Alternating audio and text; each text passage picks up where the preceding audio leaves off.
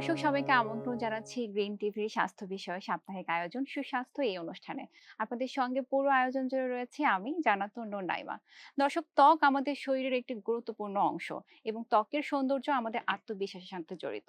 এই ত্বকে যদি একনির সমস্যা হয় তা কিন্তু আমাদেরকে অনেক ভোগায়। আজ আমরা কথা বলবো একনির বিভিন্ন ট্রিটমেন্ট নিয়ে এবং লেজারের ভূমিকা নিয়ে, এবং এই বিষয় নিয়ে বিস্তারিত কথা বলার জন্য অনুষ্ঠানে উপস্থিত হয়েছেন একজন স্বনামধন্য চিকিৎসক। আমাদের সাথে আজ রয়েছেন doctor Fahiya Jessy Parisa, consultant dermatologist, City Hospital Lalmatia. তো দর্শক, চলুন আমরা আমাদের মূল আয়োজনে চলে যাই। আপনাকে স্বাগত আমাদের আজকের আয়োজনে। কেমন আছেন? অবশ্যই ভালো আছি। Thank you so much. আপনাকে পেয়ে আমাদের ভীষণ ভালো লাগছে। অনেক কিছু জানবো। যেহেতু আজকে আমরা অ্যাকনে নিয়ে আলোচনা করব এবং লেজার নিয়ে আলোচনা করব। ফার্স্ট এ একটু জানতে চাই যে অ্যাকনে আসলে কেন হয়ে থাকে? সত্যিকার অর্থে একনির অনেক কারণ আছে। কিন্তু আজকালকার যুগে যে কারণটা সবচেয়ে বেশি দেখা যায় সেটা নিয়ে আমি একটু বিস্তারিত কথা বলব। সেটা হচ্ছে মেয়েদের হরমোনাল ইমব্যালেন্স। পিসিওএস যখন হয় তখন কিন্তু মানুষের একনি হয়। দেখা যাচ্ছে পিসিওএস হয়ে আছে, সে নিজেও জানে না।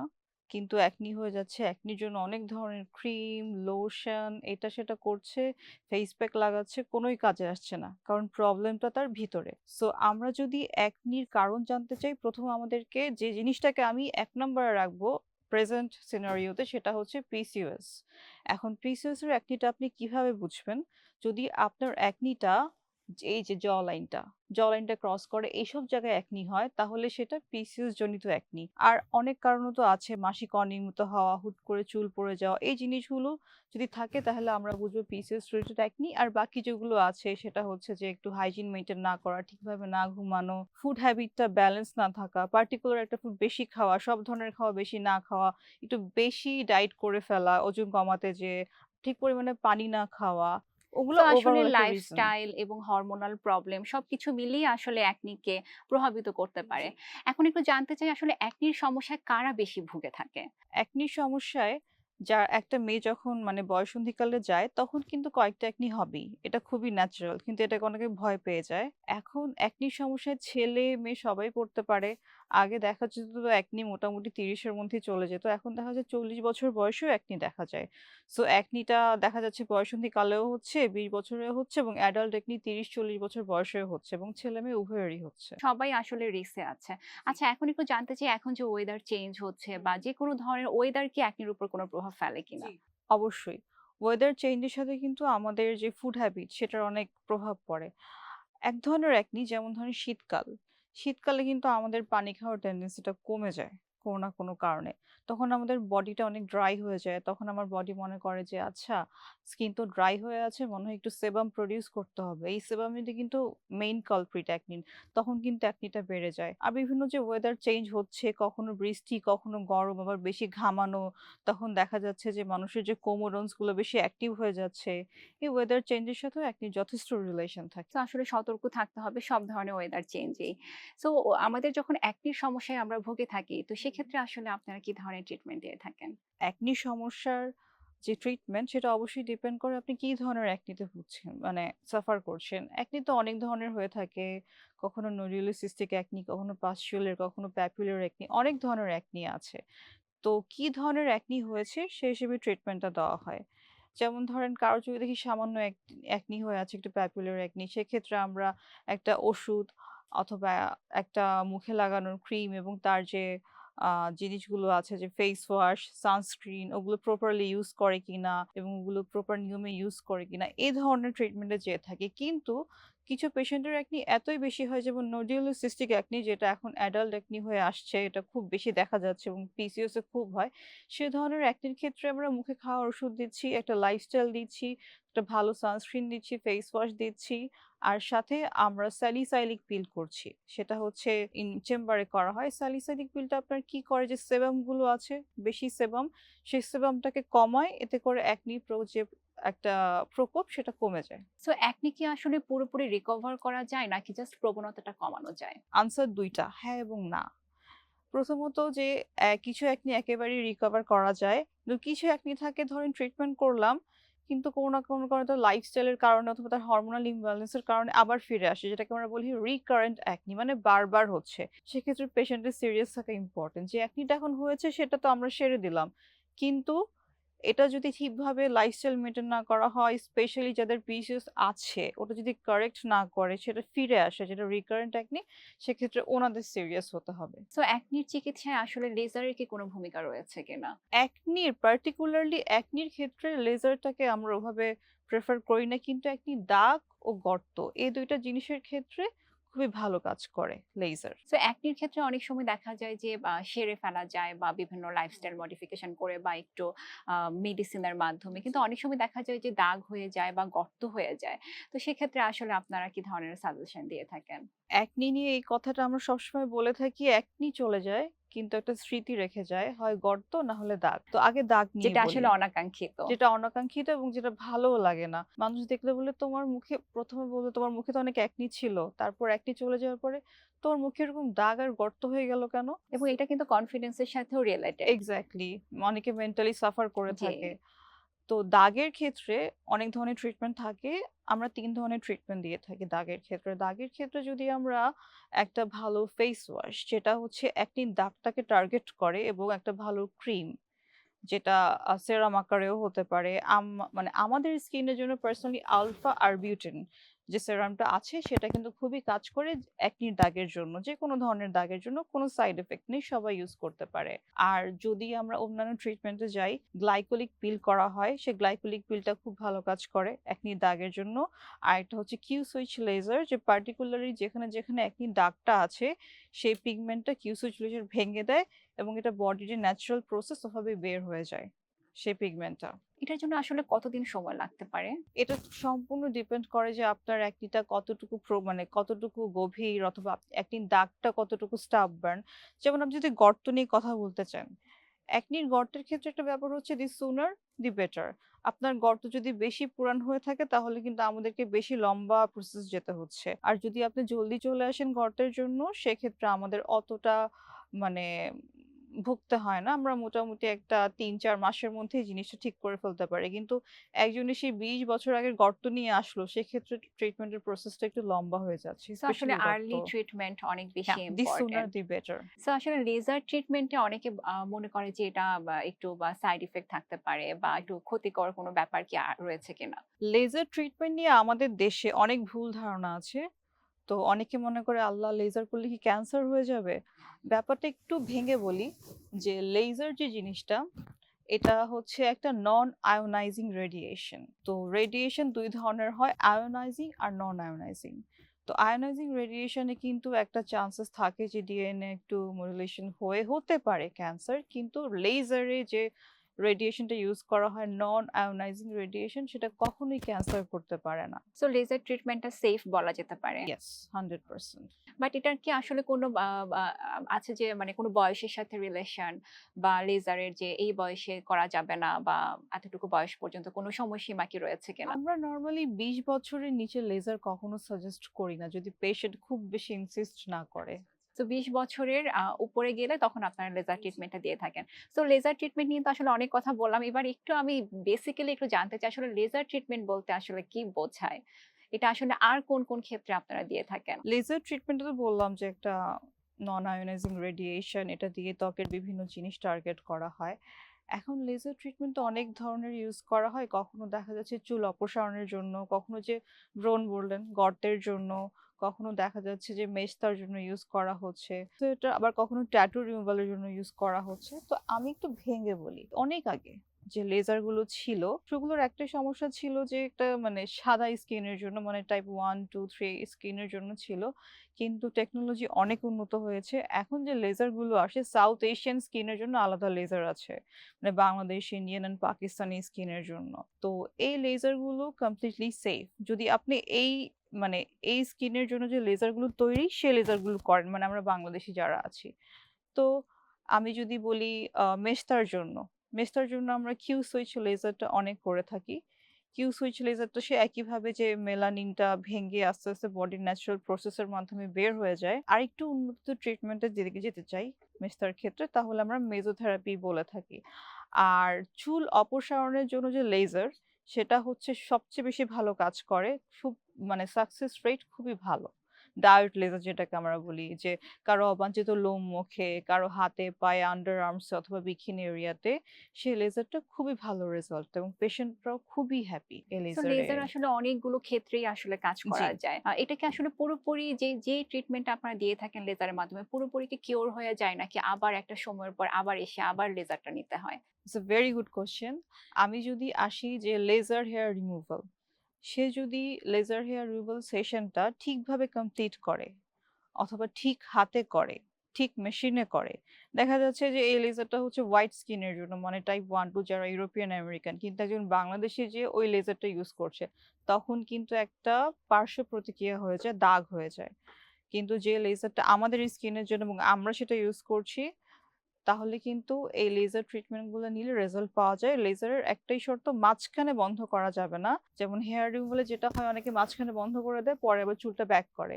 আবার অনেক ক্ষেত্রে দেখা যায় যে ঠিকভাবে লেজারের যে ফ্রিকোয়েন্সি অথবা এনার্জি যেগুলো আছে ম্যানেজ করা হচ্ছে না, আবার ব্যাক করে। তো সেক্ষেত্রে লেজারের ক্ষেত্রে সবচেয়ে বেশি মনে রাখতে হবে যে কার হাতে করছি, উনি জানে কিনা লেজার সম্বন্ধে এবং লেজার মেশিনটা কেমন। তাহলে এটা আর আশা লাগবে না।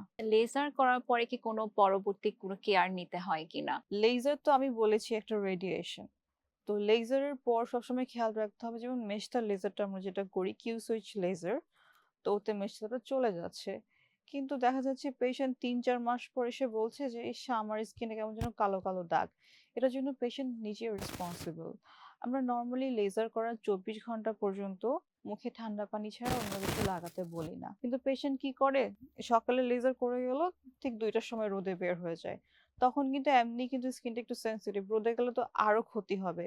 তো লেজারের পর কয়েকদিন পর্যন্ত একটু সান প্রোটেকশনটা বেশি স্ট্রংলি ইউজ করতে হয়। SPF 30+ না, SPF 50+ আমরা সাজেস্ট করে থাকি। এ ধরনের কেয়ার গুলো করতে হয় লেজারের পরে। তারপর কোনো অ্যাক্টিভ ইনগ্রেডিয়েন্টস যেমন ভাইটামিন সি এ ধরনের জিনিস ইউজ না করা অথবা রেটিনল সেরাম গুলো ইউজ না করা, বরং আলফা আরবিউটিনের দিকে থাকা, মানে সেফ প্লে করা, এই জিনিসগুলো ফলো করতে হয়।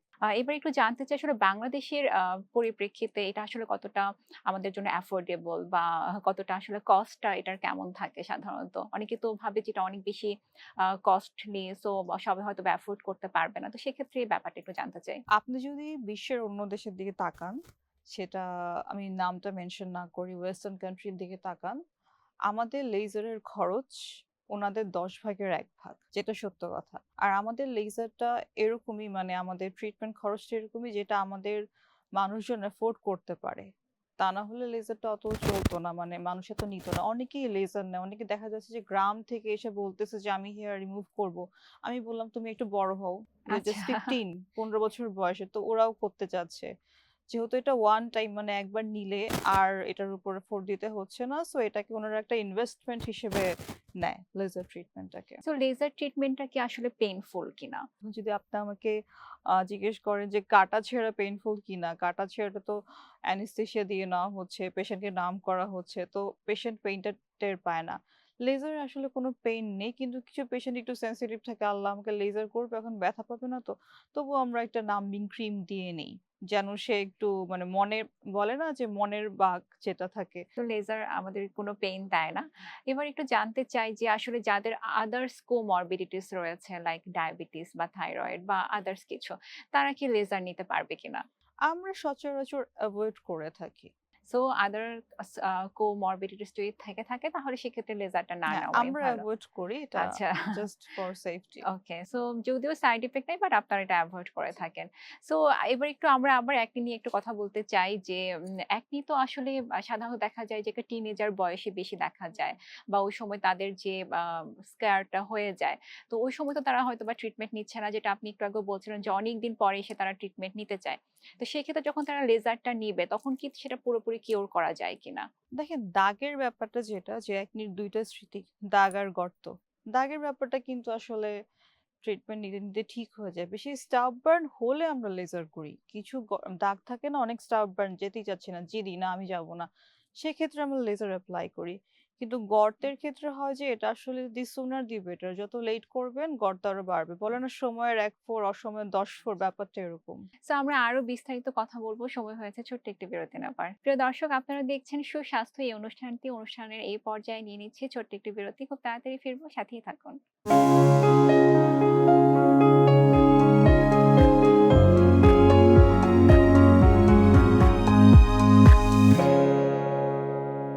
বিরতির পরে আরো একবার আপনাদের সবাইকে আমন্ত্রণ জানাচ্ছি সুস্বাস্থ্য এই অনুষ্ঠানে। আশা করছি আপনারা সবাই আমাদের সাথেই ছিলেন। তো আসলে ব্রণ নিয়ে এবং লেজার ট্রিটমেন্ট নিয়ে আপনার কাছ থেকে অনেক কিছু জানছিলাম। এখন একটু জানতে চাই যে হরমোনাল একনি এবং সাধারণ একনির মধ্যে আসলে কি পার্থক্য রয়েছে? হরমোনাল একনি আপনি কিভাবে বুঝবেন? যদি দেখেন যে আপনার একনিটা এই যে আপনার আমাদের চিন বা জ লাইন যাই বলেন বা চাবুকের নিচে যে এই জায়গাটায় যদি একনিটা হয় তাহলে সেটা কিন্তু হরমোনাল একনি। আবার এটার সাথে অন্যান্য লক্ষণও থাকতে পারে যে একনিটা হয় পুরা নোডিউলোসিস্টিক মানে পুরা বড় বড় একনি হয় আর অনেক ব্যথা করে। পেশেন্ট বলে যে আমার একনিটা ব্যথা কেন করে? আবার অনেকের চুলও পড়ে কারণ পিসিওএস এ কিন্তু চুল পড়ে। আবার অনেকের দেখা যাচ্ছে যে মাসিকটা অনেক বেশি অনিয়মিত। তো আপনি হরমোন একটি বুঝার ক্ষেত্রে ৩ টা জিনিস খেয়াল রাখবেন যে আপনার মাসিকটা ঠিক আছে কিনা মানে পিরিয়ড সাইকেলটা। তারপর আপনার চিনের নিচে চিন লাইন ক্রস করছে এরকম একনি হচ্ছে কিনা আবার অবাঞ্ছিত লোম হচ্ছে কিনা। আর আপনার চুল হুট করে ঠিক মাথার মাঝখান থেকে পড়ে যাচ্ছে কিনা। তাহলে তো কি হরমোনাল একনিকে কি সাধারণ একনির চেয়ে বেশিটা ঝুঁকিপূর্ণ বলে মনে করা যায়? হরমোনাল একনি ট্রিট করা টাফ আচ্ছা। সাধারণ একনি থেকে। ওকে। সো সাধারণ একনি হলে সেটা হয়তোবা নিজে, নিজেই সেরে যায় বা হরমোনাল একনি হলে সেক্ষেত্রে অবশ্যই ডক্টরের পরামর্শ নিতে হবে। এরকম কিছু কি? সাধারণ একনি নিজে সারে না। কিছু একনি থাকে যে বয়সন্ধিকালে হয়, কপালে ২-১ টা হয় চলে যায়। কিন্তু কিছু একনি যেটা মানে পি একনি যেটা অনেক সময় ইনফেকশনও হয়ে যায়। এক্সাক্টলি পি একনির কথাটা বললাম। সেক্ষেত্রে আমরা কিছু অ্যান্টিবায়োটিক দিয়ে থাকি, মুখে লোশন, নানা ধরনের লাইফস্টাইল দিয়ে থাকি। ওটা ঠিক হয়ে যায়। কিন্তু হরমোনাল একনির ক্ষেত্রে আমাদের অনেক দূর অনেক মানে ট্রিটমেন্ট হ্যাঁ, নিতে অনেক হয়। একটু কষ্টই করতে হয় সো বলতে গেলে। আসলে মানুষের যখন একনির প্রবলেমটা ফেস হুম। করবে, কখন তারা বুঝবে যে এখন ডক্টরের কাছে যেতেই হবে? একনিটা যদি দেখা যায় যে মাসের পর মাস থেকে যাচ্ছে। যে একটা কথা বললাম, আসলে ব্যাপারটা কি যে ২-১ টা একনি হলে অনেকে কনসার্ন হয়ে যায়। আমার মুখে কেন একটা একনি হলো? এটা নিয়ে অনেকে কনসার্ন হয়ে যায়। আবার অনেকের মুহূর্তে অনেক একনি কিন্তু কোনো কনসার্ন নেই। তো যদি অপটিমাম ওয়েতে বলি যে মাসের পর মাস থেকে যাচ্ছে, একনিটা চলে যাচ্ছে না, দাগ হয়ে যাচ্ছে, তখন বুঝতে হবে যে উনার ট্রিটমেন্ট দরকার একনির জন্য। এটার কি কোনো কারণ রয়েছে? এই যে বা এই একনিটা তো অবশ্যই বলছেন যে একটা হরমোনাল ব্যাপার আছে। হুম। বাট এছাড়া কি বা আদার্স আমাদের যে ট্রিটমেন্ট মানে আমাদের যত্নের উপরে কি এটার কোনো প্রভাব রয়েছে কিনা? কোনো কারণ রয়েছে কিনা? যেটা হরমোনাল একনি ওটা তো আমার ভিতর থেকে ঠিক করতে হবে যে হরমোনাল যে ইমব্যালেন্স আছে, পিসিওএস আছে ওগুলাকে ঠিক করতে হবে। আর সাধারণ একনির ক্ষেত্রে যেটা বলবো সেক্ষেত্রে অবশ্যই হাইজিন মেনটেন করা যেহেতু ব্যাকটেরিয়া জনিত একনিটা বললাম পি একনি যেটা হয় হাইজিনটা মেনটেন করা লাইফস্টাইল মেনটেন করা আবার একনি চলে যাওয়ার পর একনিটা প্রিভেন্ট করা অথবা এমন লাইফস্টাইল করা যেন একনি না আসে। একজন ডায়েটিশিয়ানের কাছ থেকে চার্ট নিয়ে যদি কেউ ডায়েট করে অথবা নিজেই নিজে যদি মনে করে আমি আজকে সারাদিন খাবো না, সারাদিন একটা গাজর খেয়ে থাকবো, সারাদিন একটা বাদাম খেয়ে থাকবো। সেক্ষেত্রে কিন্তু এ ধরনের ডায়েটের স্কিনটা যে স্কিনের একটা নরমাল ফাংশন সেটা লুজ করে, একনিটা বাড়ে। তো এই জিনিসগুলো অবশ্যই মেনটেন করতে হবে। আবার এটা তো খুবই কমন আজকাল যে ফেস প্যাকে একনি চলে যাওয়া। অনেকে কিছু ঘরোয়া উপায় অবলম্বন করে, বেসন। সো এগুলো আসলে কতটুকু কার্যকর বা কতটুকু সেফ? আমি এরকম কিছু মানুষও দেখেছি যে বলছে যে টুথপেস্টে একনি চলে যায়। হ্যাঁ, এটা কমন জিনিস। টুথপেস্ট টুথপেস্টে কিন্তু স্কিনটা বার্ন করে দেয়। কিন্তু একনি তো ভিতর থেকে ট্রিট হচ্ছে না। একনি তো আপনার ভিতর থেকে প্রতিরোধ করতে হবে। টুথপেস্টে একনি যায় পুরো স্কিনটাই বার্ন করে দিচ্ছে।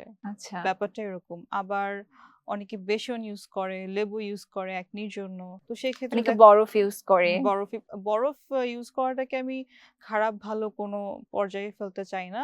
বাট বেসন লেবু ইউজ মানে যে করে দেখা যাচ্ছে স্কিন জ্বলে যাচ্ছে পুরা। সেক্ষেত্রে তো মানে গর্ত হয়ে যাওয়া বা দাগ হয়ে যাওয়ার আরো বেশি টেনডেন্সি হ্যাঁ, থাকে। কারণ একনি তো ট্রিট হচ্ছে না প্রপারলি। আমরা যখন একনি ট্রিটমেন্ট করি সাথে কিন্তু দাগের ট্রিটমেন্টটাও চালু রাখি। কারণ দাগ মানুষটাকে ফ্রাস্ট্রেটেড করে ফেলে। এবং এটাকে কি প্রতিরোধ করার কোনো ওয়ে রয়েছে? আমি যদি বলি যে ভালো লাইফস্টাইল সেটার মধ্যে অবশ্যই ঘুম থাকবে। এইসবগুলো সবাই জানে। ঘুম, পানি খাওয়া। আমার পার্সোনাল যে ওপিনিয়ন থাকে যে ওমেগা 3 ফ্যাটি অ্যাসিড সমৃদ্ধ খাওয়া খাওয়া। যেমন আমরা কিন্তু অনেক লাকি মানে বাংলাদেশী হিসেবে আমরা কিন্তু নদীমাতৃক দেশ। আমাদের অনেক ভালো ফিশ পাওয়া যায়। সেটা রুই মাছ হোক, ইলিশ মাছ হোক, যে মাছটা এফোর্ড করতে পারে। সবসময় যে বড়, বড় দামি, দামি মাছ খেতে হবে এমন কোনো কথা নেই। তো আমরা যদি একটু ওমেগা 3 ফ্যাটি অ্যাসিড সম্পন্ন খাওয়া খাই, মাছের পেটি অথবা মাছ, শাকসবজি অবশ্যই। এই ধরনের জিনিস খেলে কিন্তু এবং প্রয়োজন মতো পানিটাও খুব জরুরি জি, আমার মনে হয়। ভালো আকারে ফলমূল, শাকসবজি, রঙিন ফলমূল, শাকসবজি, রঙিন বলতে স্পেশালি যেটা কমলা রঙের গাজর, পাকা পেঁপে ওগুলো কিন্তু একনি অনেকটা প্রিভেন্ট করে, স্কিনটাও ভালো রাখে। সো আসলে ডায়েট, লাইফস্টাইল, ঘুম সবকিছু মিলিয়ে মোটামুটি একনিকে আমরা সাধারণ একনিকে প্রিভেন্ট করতে জি। পারবো। আর যদি কোনো হরমোনাল প্রবলেম হয়ে থাকে সেক্ষেত্রে আসলে আমাদের সেই হরমোনাল ট্রিটমেন্টটা নিয়ে একনিকে ঠিক করতে হবে। জি। এখন একটু জানতে চাই অনেকের ধারণা থাকে যে অয়েলি স্কিনে একনির প্রবণতা অনেক বেশি থাকে। তো এই ক্ষেত্রে আপনার কি মতামত? আমার মতামত পুরা উল্টা। আচ্ছা। দেখা যায় কারো স্কিন অনেক ড্রাই, তাদের স্কিনে অনেক একনি হয়। তেলতেলে স্কিনে অবশ্যই বেশি হয়, নরমাল স্কিনে হয়। একনি সব ধরনের স্কিনেই হতে পারে। কিন্তু সবচেয়ে ভয় পাই যাদের স্কিন ড্রাই ওদের একনিটা। সো আসলে প্রপার যত্নটা দরকার এবং যে অয়েলি স্কিন হলেই যে একনির প্রবণতা বাড়বে এরকম আসলে কোনো ব্যাপার না। হুম। সব ধরনের স্কিনে একনির সমস্যাটা হতে পারে। জি। তো এখন একটু জানতে চাই যে একনির কারণে যে গর্তটা আসলে হয়ে যায়, এই গর্তটা যেন না হয় সেইজন্য আসলে কি ধরনের সচেতনতা নেওয়া উচিত বলে আপনি মনে করেন? প্রথম কথা একনি হলে একটু আয়নার দিকে কম তাকাবেন। একনি হলে মানুষ করে কি একনি কাউন্ট করে। আচ্ছা আমার কয়টা একনি হলো? আচ্ছা ১ টা ২ টা ১০ টা ১২ টা। তারপর অনেকে আছে আজকে আমি একটা পপ আপ করি মানে একটা একনি বের করে ফেলি। এই যে টাচটা করলো গর্ত আর দাগ ২ টাই অনেক বেশি হয়ে গেল।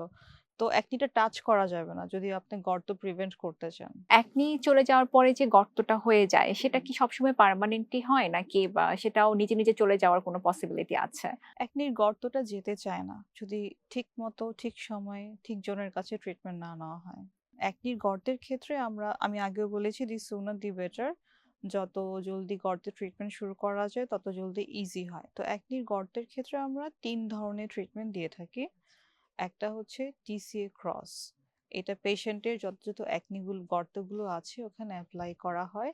তারপর আস্তে, আস্তে গর্তটা ফিল আপ করে। আরেকটা জিনিস করি TCA ক্রসের সাথে, সেটা হচ্ছে যেখানে গর্তের ওখানে PRP করে দিই। এটা হচ্ছে কোলাজেনটা বুস্ট আপ হচ্ছে, এতে করে গর্তগুলো ফিল আপ হচ্ছে। আর একনির গর্তের জন্য আরেকটা সবচেয়ে ভালো জিনিস হচ্ছে ফ্র্যাকশনাল সিটো লেজার, যেটা ওই লেজারটাও কোলাজেন বৃদ্ধি করে। আর তার সাথেও কিছু কোলাজেন সমৃদ্ধ কিছু মানে সাপ্লিমেন্ট দেওয়া হয়, কিছু ওমেগা 3 দেওয়া হয়। এই জিনিসগুলো সম্পূর্ণভাবে মিলে একনি গর্তটা যে থাকে ওটা সরাতে সাহায্য করে।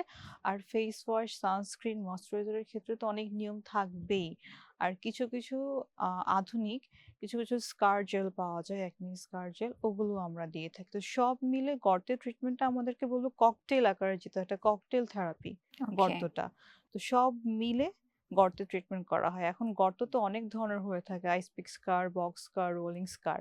কিন্তু দেখা যাচ্ছে যে একজনের মুখে শুধুমাত্র আইস পিক স্কার থাকে না। রোলিং স্কারও থাকে, বক্স স্কারও থাকে। সো সব ধরনের গর্তই দেখা যায় মুখে। এজন্য আমরা কম্বাইন্ড ট্রিটমেন্ট দিয়ে আগাই গর্তের জন্য। খুব চমৎকার করে আসলে বললেন যে একনি ট্রিটমেন্ট গুলো সম্পর্কে। সো আসলে লেজার ট্রিটমেন্ট বা অনেকগুলো ট্রিটমেন্ট আপনি বললেন। একনির জন্য কি শুধু মানে এই ধরনের ট্রিটমেন্ট ছাড়া কি আর কোনো ট্রিটমেন্ট রয়েছে কিনা? যদি একনিটা ধরেন গর্ত নেই, শুধুমাত্র হালকা দাগ আছে অথবা হালকা একনি হয়, সেক্ষেত্রে আমরা পেশেন্টকে বলি যে একটা লাইফস্টাইল মেনটেন করতে। হ্যাঁ, লাইফস্টাইলের মধ্যে খাওয়া-দাওয়া, ঘুমানো ওগুলো তো থাকবেই। কিন্তু আমরা যদি বলি যে সে কি ধরনের প্রোডাক্ট ইউজ করবে এবং কি ধরনের প্রোডাক্ট ইউজ করবে না, সেটা অনেক বড় একটা জিনিস। আমাদের সোশ্যাল মিডিয়ার যুগে আনফরচুনেটলি এটার অনেক সুবিধা আছে আবার অনেক অসুবিধাও আছে। আনফরচুনেটলি দেখা যাচ্ছে যে মানুষ অনলাইনে যেটা দেখে সেটাই কিনে। এটা ডার্মাটোলজিস্ট অ্যাপ্রুভড কিনা সে জিনিসটাও মাথায় রাখে না। একটা খুবই কমন একটা ট্রেন্ড যে vitamin C serum, vitamin C serum, vitamin C serum. তো এরকম অনেক পেশেন্ট আছে যাদের স্কিন ড্রাই অথবা ডাল কিন্তু একনি নেই। ভাইটামিন সি সেরাম ইউজ করার পরে কিন্তু একনি হয়ে গিয়েছে। প্রথমে আমি বলে দেই যে একনি থাকলে কি, কি জিনিস ইউজ করা যাবে না। প্রথমত আপনি ভাইটামিন সি সেরাম ইউজ করতে পারবেন না। এমনি স্কিন সেনসিটিভ আরো বাড়বে একনি, আরো ইরিটেশন হবে। দ্বিতীয়ত যদি আপনার স্কিন মানে ড্রাই হয়, একনি প্রোন হয়, তেলতেলে স্কিন ইউজ করা যাবে না। আর একটা হচ্ছে কোমোডোজেনিক প্রোডাক্ট, নন কোমোডোজেনিক প্রোডাক্ট। যাদের স্কিনে অ্যাকনি হওয়ার টেন্ডেন্সি থাকে তারা কখনো কোমোডোজেনিক প্রোডাক্ট ইউজ করবেন না। যে প্রোডাক্টটি ইউজ করুন সেটা সাবান হোক, শ্যাম্পু হোক, ফেস ওয়াশ হোক, সানস্ক্রিন হোক, কন্ডিশনার হোক, পিছনে মোড়কে লেখা থাকতেই হবে নন কোমোডোজেনিক। তাহলে কিন্তু আপনি সেফ। এটা হচ্ছে আপনি কি কি করতে পারবেন না অ্যাকনি থাকলে। আর যদি অ্যাকনি থাকে অথবা অ্যাকনি ওঠার টেন্ডেন্সি থাকে, অবশ্যই বেস্ট হচ্ছে স্যালিসাইলিক অ্যাসিড বেসড কোনো ফেস ওয়াশ আর এরকম কোনো ক্রিম যেটার মধ্যে হচ্ছে একটু জেল বেসড একটা ফর্মুলা, আর সানস্ক্রিনও হতে হবে জেল বেসড। আর যদি আপনি একটি দাগ নিয়ে কনসার্ন থাকেন তাহলে গ্লাইকোলিক অ্যাসিড ফেস ওয়াশ, আর যেহেতু একনি হচ্ছে একইভাবে জেল বেসড কোনো সানস্ক্রিন নন কোমোডোজেনিক, আর যে ক্রিমটা লোশনটা ইউজ করবে সেটা হতে হবে নন কোমোডোজেনিক এবং জেল বেসড। খুব চমৎকার করে আপনি আসলে বললেন যে কোন, কোন ধরনের জিনিসগুলো আসলে ইউজ করা যাবে না। কারণ এখন তো আসলে সবাই খুব সিরাম ইউজ করে হুম। বা যেকোনো জিনিস মনে করে এটা তো ভালো তাহলে একনির জন্য আরো হয়তোবা ভালো। তো এক্ষেত্রে অবশ্যই একজন ডার্মাটোলজিস্ট এর পরামর্শ নেওয়াটা ভীষণ জরুরি। তারপরেও আমি একটু জানতে চাই যে আসলে ঘরোয়াভাবে যে আমরা দেখা যায় অনেক সময় একটু মেকআপ করি বা মেকআপ তোলার একটা ব্যাপার থাকে বা ফেসকে একটা ক্লিন করার ব্যাপার থাকে। তো সেক্ষেত্রে আসলে কিভাবে ক্লিন রাখা যায় ফেসকে? প্রথম কোশ্চেন আই থিংক এটা অনেকেই করেছে, মেকআপ করলে কি একনি হয়?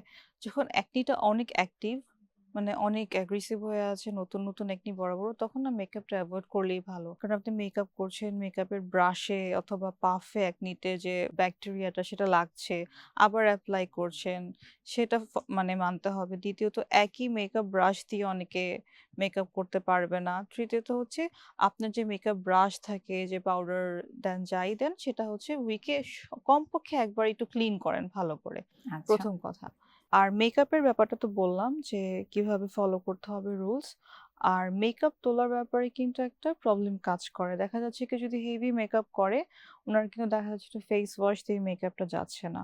তো কেউ দেখা যাচ্ছে নারকেল তেল দিয়ে মেকআপ উঠাচ্ছে, কেউ ভ্যাসলিন দিয়ে মেকআপ উঠাচ্ছে। সবচেয়ে ভালো হচ্ছে মাইসেলি ওয়াটার ইউজ করা। মাইসেলি ওয়াটার সেফ। আপনার স্কিনে যতই একনি থাকুক, মেকআপ করলে সেটা কোনো, যদি মাইসেলি ওয়াটার দিয়ে উঠান তাহলে কিন্তু প্রবলেম করবে না। আর সবচেয়ে বেশি মানে সবচেয়ে ডেঞ্জারাস কাজ যেটা করে থাকে, মেকআপ নিয়ে ঘুমায়, ইজ ভেরি কমন। এটা করা যাবে না। আর এটা হচ্ছে অনেকে ড্রাই স্কিনে যাদের একনি হয়, মানে যাদের ড্রাই স্কিন, ওরা করে কি যে ভ্যাসলিন দেয় মুখে সারাদিন অথবা নারকেল তেল দেয় স্কিনটা শাইনি হবে। তো সত্য অর্থে কি, যাদের স্কিনে একনি হয় ওরা যদি ভ্যাসলিন দেয় অথবা নারকেল তেল দেয়, ওগুলো কিন্তু কোমোডোজেনিক প্রোডাক্ট। সো আপনার স্কিনে যে কোমোডন সেগুলো অ্যাক্টিভ হয়ে যাবে, তখন আবার একনি হবে। তো এই দুইটা একটা যে ভুল এক মিসইউজ হয়, মানে ঘরোয়া পদ্ধতিতে এই দুইটা জিনিস অবশ্যই অ্যাভয়েড করতে হবে। আপনি খুব চমৎকার করে অনেক আমাদেরকে ভালো, ভালো ইনফরমেশন দিচ্ছিলেন। বাট সময় হয়েছে ছোট্ট আরেকটি বিরতি নেবার। বিরতির পর আমরা আরো বিস্তারিত শুনবো। প্রিয় দর্শক, আপনারা দেখছেন সুস্বাস্থ্য এই অনুষ্ঠানটি। অনুষ্ঠানের এই পর্যায়ে নিয়ে নিচ্ছি ছোট্ট আরেকটি বিরতি। খুব তাড়াতাড়ি ফিরবো। সাথেই থাকুন।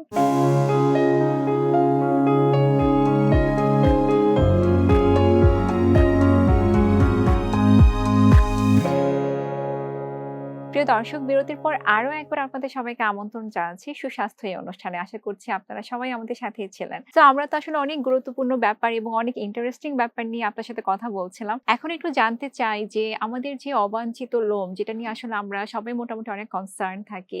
তো এক্ষেত্রে আসলে কি ধরনের ট্রিটমেন্ট আপনারা দিয়ে থাকেন? অবাঞ্ছিত লোম, অবাঞ্ছিত লোমটার ক্ষেত্রে ট্রিটমেন্ট লেজার হেয়ার রিমুভাল আমরা করে থাকি। তো যতই বললেন থ্রেডিং করে অনেকে, ওয়েক্সিং করে, শেভিং করে, ওগুলোর কিন্তু পার্শ্ব প্রতিক্রিয়া থাকে। স্পেশালি একটা মেয়ের যদি বছরের পর বছর দেখা যাচ্ছে যে মুখে অনেক লোম, পুরো ছেলেদের মতো, সে কিন্তু ফ্রাস্ট্রেটেড হয়ে যায়। কি করবে, পার্লারে যে ওয়েক্সিং করে ফেলে, শেভিং, থ্রেডিং, এগুলো কিন্তু কিন্তু হিতের বিপরীত হয়। স্কিনটা জ্বলে যায়, পুড়ে যায়, স্কিনে যে ব্যারিয়ার নষ্ট হয়ে যায়। সো এক্ষেত্রে বেস্ট হচ্ছে laser hair removal. So laser hair removal এ কি একেবারেই সেটা অবাঞ্ছিত লোম দূর হয়ে যায় নাকি একটা টাইম বিং এর জন্য সেটা রিমুভ করা হয়? লেজার হেয়ার রিমুভালে একবারে চলে যায় কিনা সেটা ডিপেন্ড করে অনেক কিছুর উপর। ৩টি জিনিস। একটা হচ্ছে আপনার যে অবাঞ্ছিত লোম হচ্ছে, এটা কি কোনো হরমোনাল কারণে হচ্ছে?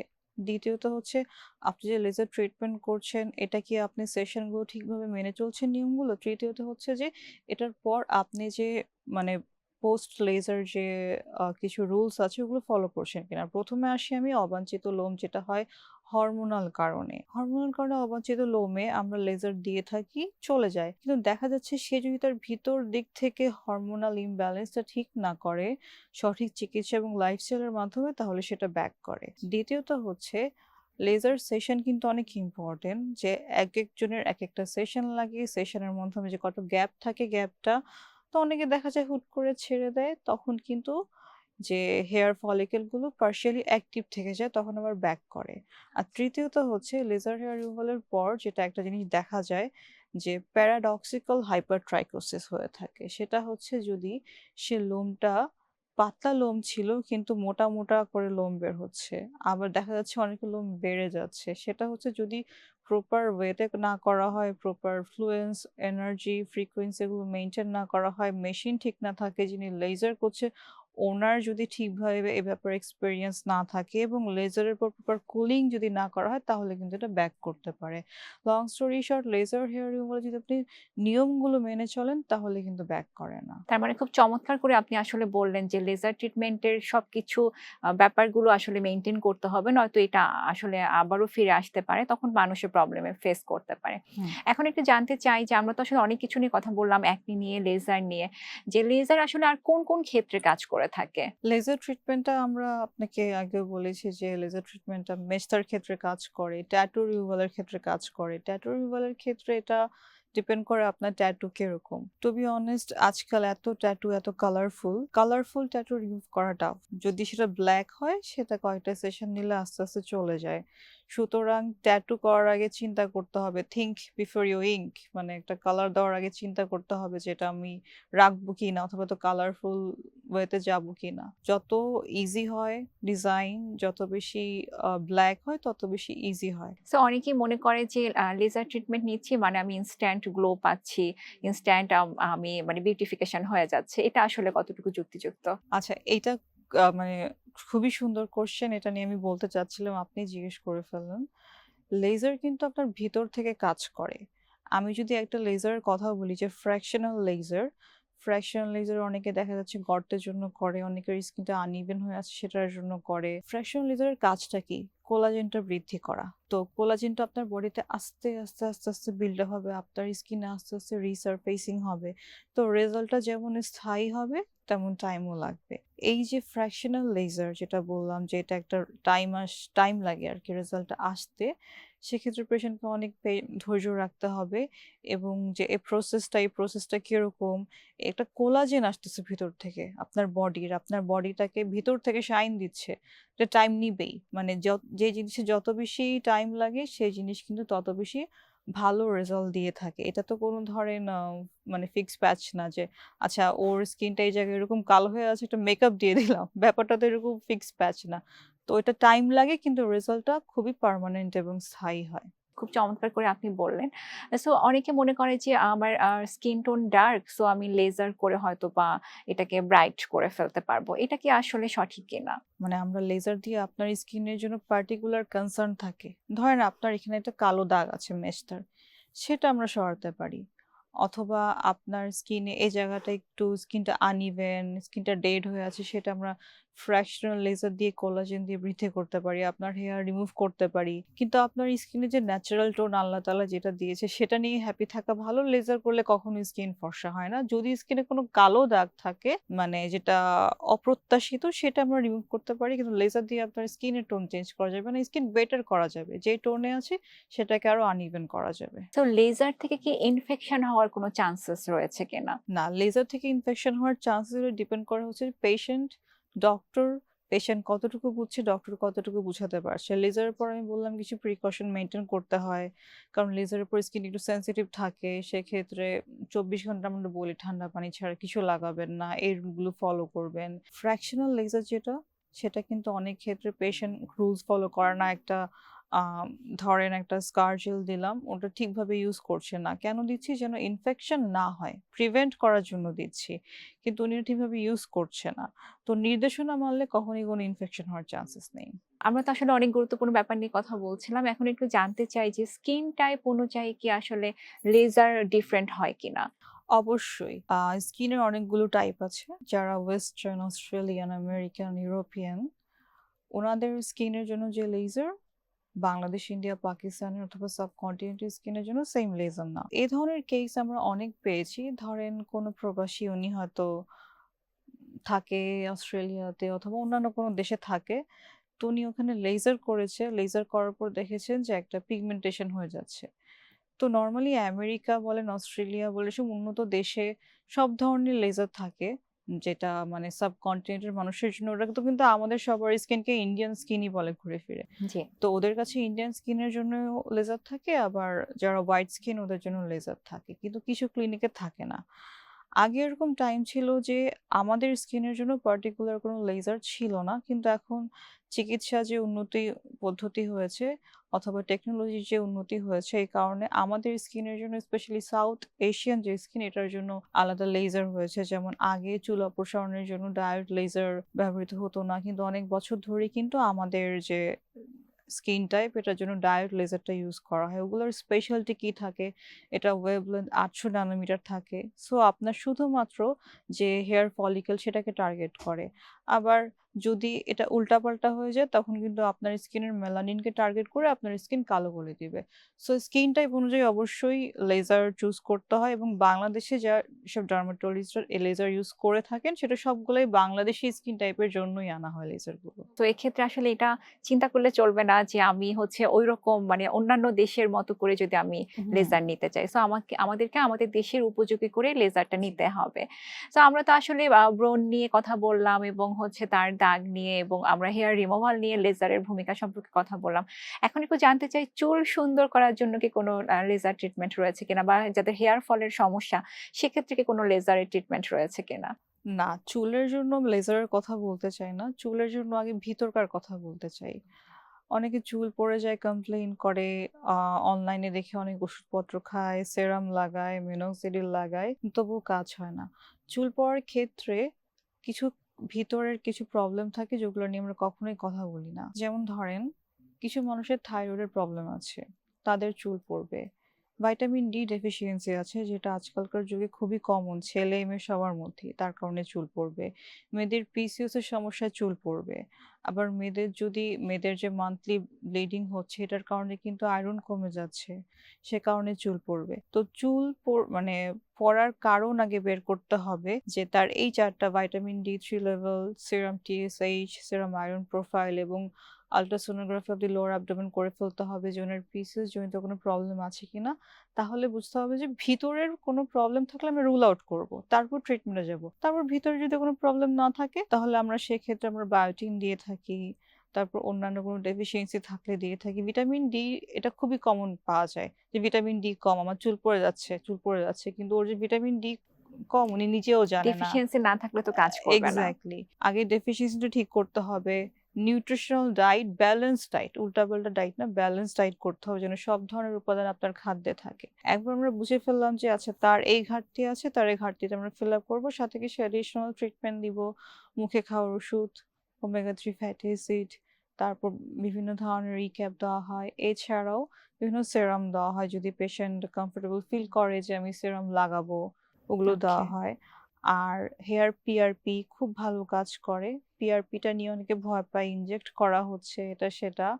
পিআরপিটা আপনার ব্লাড থেকে নিয়ে আপনার নিজের ব্লাডের যে একটা ফার্টাইল অংশ, যেটা আপনার চুল গজাতে সাহায্য করবে, প্লাটেলেট রিচ প্লাজমা যেটাকে আমরা পিআরপি বলি, সেটা আপনাকে যখন ইনজেক্ট করা হয় তখন কিন্তু অনেক হেল্প করে। আর এখন তো এত বেশি অ্যাডভান্স সবকিছু, মেডিকেল টেকনোলজি অনেক এগিয়ে যাচ্ছে মাশাল্লাহ।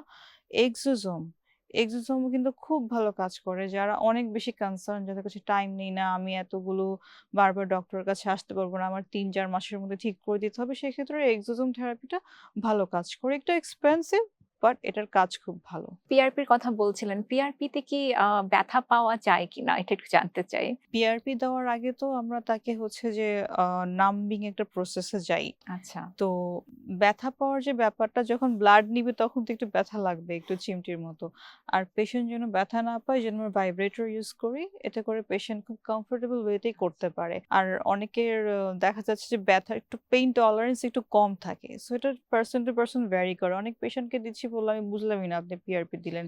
আর অনেক পেশেন্টে দেখা যাচ্ছে যে পেইন হ্যাঁ, সেন্সেশন বেশি, ওনাদেরও দোষ নেই, এটা হ্যাঁ, ডিপেন্ড করে এটা পার্সন আসলে টু ভ্যারি পার্সন। করে। এখন একটু জানতে চাই যে ফাইনালি আমাদের স্কিন কেয়ার এর জন্য আমাদের ডেইলি রুটিনটা আসলে কেমন হওয়া উচিত? স্কিন কেয়ারের জন্য ডেইলি রুটিন যত সিম্পল তত ভালো। স্কিন কেয়ারের জন্য ডেইলি রুটিন হচ্ছে স্কিন টাইপ অনুযায়ী করতে হবে। আমি ভাগ করে বলে দেই। যদি আপনি সানস্ক্রিন ইউজ করেন, সেক্ষেত্রে আপনার স্কিন যদি তেলতেলে হয়, ট্রাই করবেন জেল বেসড কোনো ফর্মুলাতে যাওয়ার জন্য। আর স্কিন যদি ধরেন ড্রাই হয়, একটু এজেড হচ্ছে, সেখানে আপনি একটা হেভি সানস্ক্রিন চুজ করতেই পারেন। আর যদি আমি ফেস ওয়াশের দিকে যাই, ফেস ওয়াশের দিকে আপনি অবশ্যই আমি বলছি অ্যাকনি প্রোন স্কিনে salicylic acid based face wash. আর যদি আপনার স্কিনটা ড্রাই হয়ে থাকে, অবশ্যই সেরামাইড থাকে এরকম স্কিনে, মানে এরকম ফেস ওয়াশে যাবেন। আর যদি সেনসিটিভ স্কিন, যে স্কিন নিয়ে আমি সবচেয়ে বেশি ভয় পাই, সেটা হচ্ছে প্যারাবিন ফ্রি এ ধরনের কোনো ফেস ওয়াশে যেতে হবে। আর যদি আমরা বলি যে একটা সেরাম ইউজ করা, আমি কোনো ভিটামিন সি অনেকে লাইক করে, রেটিনল অনেকে লাইক করে আছে, কিন্তু আমাদের স্কিনের জন্য সবচেয়ে বেশি ভালো হচ্ছে আলফা আরবিউটিন। আপনার যদি কনফিউশন থাকে আপনার স্কিনটা কি টাইপ, ড্রাই, সেনসিটিভ, কম্বিনেশন কোনটা, তাহলে আপনি চোখ বন্ধ করে আলফা আরবিউটিন সিরামটা ইউজ করতে পারেন। আর যদি নর্মাল স্কিন হয় অথবা ড্রাই স্কিন হয়, সেক্ষেত্রে আপনারা একটা হেভি মানে হেভি ময়শ্চারাইজার ইউজ করবেন। আর অবশ্যই অ্যাকনি প্রোন স্কিনের জন্য আপনাকে চুজ করতে হবে পুরা একটা স্যালিসাইলিক অ্যাসিড বেসড কোনো ক্রিম, যেটা অত বেশি লিকুইড না, জেল বেসড। আর আরেকটা জিনিস খেয়াল রাখতে হবে, যাদের স্কিন সেনসিটিভ, ওরা কখনই কোনো স্মেল থাকে এরকম কোনো ফেস ওয়াশ, সানস্ক্রিন অথবা নাইট ক্রিম ইউজ করতে যাবেন না। আপনাকে আসলে অসংখ্য ধন্যবাদ। আপনি খুব চমৎকার করে অনেকগুলো দিক আসলে তুলে ধরেছেন এবং আমাদেরকে গুরুত্বপূর্ণ তথ্য দিয়েছেন। ধন্যবাদ। আপনাকেও ধন্যবাদ। দর্শক, এই ছিল আমাদের আজকের আয়োজন। আশা করছি আপনাদের ভালো লেগেছে।